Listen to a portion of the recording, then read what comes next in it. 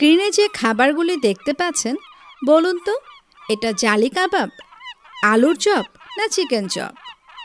এটা যাই হোক, মেহমান আপ্যায়নে যদি পরিবেশন করেন তাহলে ধরতেই পারবে না যে এটা জালি কাবাব, আলুর চপ না চিকেন চপ। তৈরি করা খুবই সহজ এবং এটা তৈরি করছি বেঁচে যাওয়া মুরগির মাংস দিয়ে। চিকেন চপ তৈরি করব বেঁচে যাওয়া মুরগির মাংস দিয়ে। আমার ঘরে যেহেতু রান্না করা মাংস নেই, তাই মাংস প্রথমে সেদ্ধ করে নেব।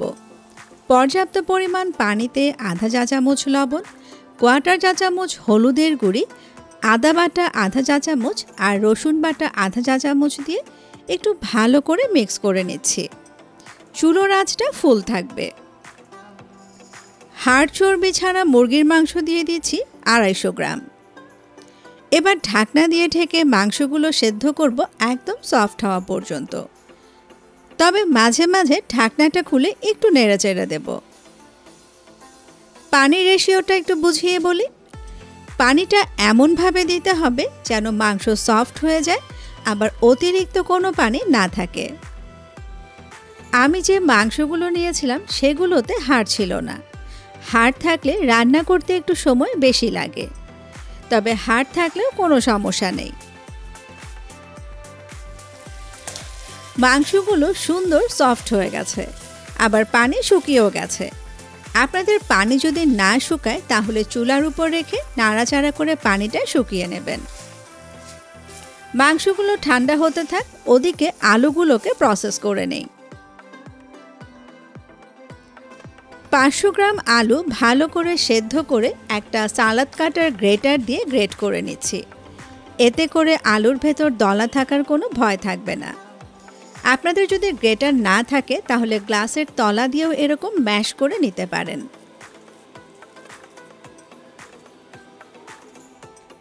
এবার দেখেন চিকেনগুলোকে কি করছে। দুটো কাঁটা চামচ দিয়ে একটু ভালো করে শ্রেড করে নিচ্ছি। আমি চপ তৈরি করার জন্য মাংস রান্না করে নিয়েছি, তবে আপনারা যদি বেঁচে যাওয়া মুরগির মাংস দিয়ে করতে চান তাহলে যতটুকু সম্ভব ঝোল ছাড়িয়ে তারপরে মাংসের টুকরো নেবেন। আর ঝুরঝুরে করার সময় হাড় থাকলে হাড়গুলোকে বাদ দিয়ে দেবেন। আমি কাঁটা চামচ দিয়ে করছি, আপনারা চাইলে হাত দিয়েও ঝুরঝুরে করে নিতে পারেন। তবে শিলপাটা, চপার বা মিক্সারে করা যাবে না, তাহলে মাংসগুলো বেশি পিষে যাবে, চপগুলো খেতে ভালো লাগবে না। শ্রেড করা মাংসগুলো একটা বোলের ভেতর নিয়ে নিচ্ছে। সেই সাথে ম্যাশ করে রাখা আলুগুলো, 5-6টি কাঁচামরিচ কুচি করে দিয়ে দিচ্ছি। কোয়ার্টার কাপ পেঁয়াজ কুচি, পেঁয়াজগুলো একটু ছোট ছোট করে কুচি করতে হবে। একটা ডিম ফেটে নিয়ে দিয়ে দিলাম। 1 চা চামচ লবণ,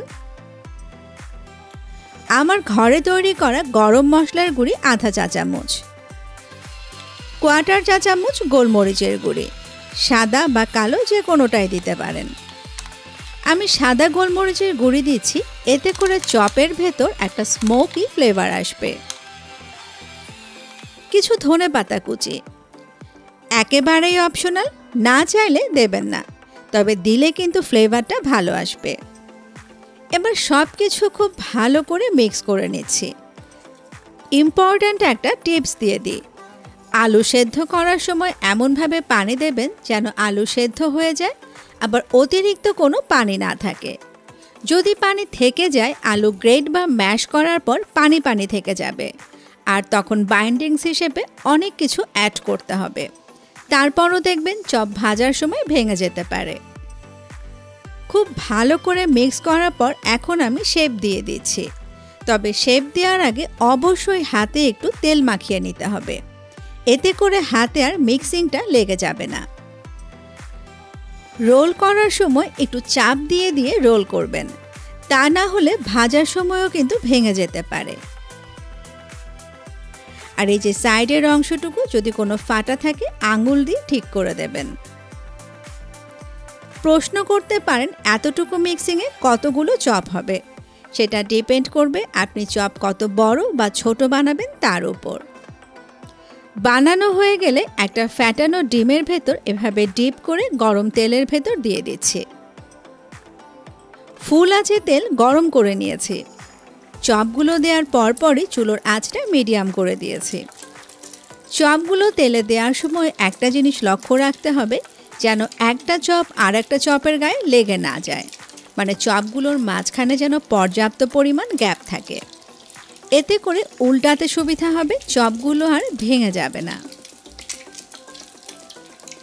এই চপের ভেতর যা যা উপকরণ দিয়েছি মোটামুটি সব কিছুই রান্না করা, আর কাঁচা যেগুলো দিয়েছি সেগুলো তো কাঁচাই খাওয়া যায়, তাই খুব একটা লম্বা সময় ধরে চপগুলো ভাজতে হবে না।